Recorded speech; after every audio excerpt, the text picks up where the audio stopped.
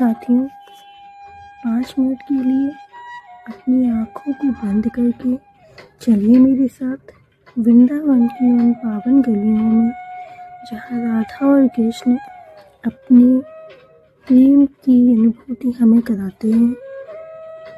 आइए हम इस छोटी सी कहानी के द्वारा स्वयं को मन से मुक्त करते हैं और शुरू करते हैं।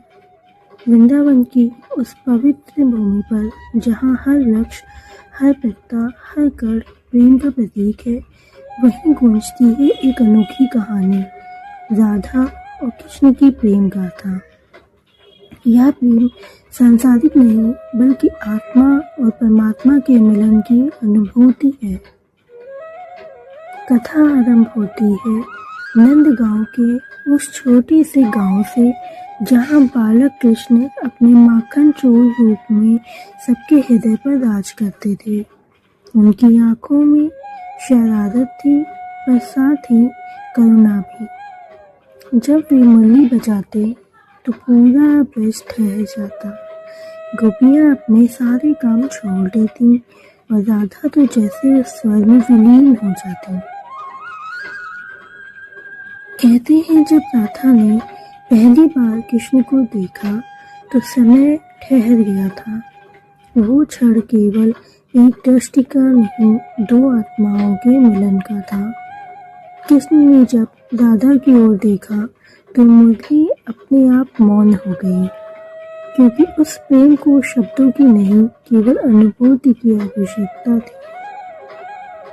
राधा और कृष्ण का प्रेम सीमाओं में बंधा नहीं था।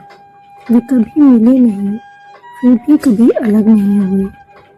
कृष्ण ने कभी राधा से कहा था, राधे, हमारा मिलन इस शरीर में नहीं आत्मा में है।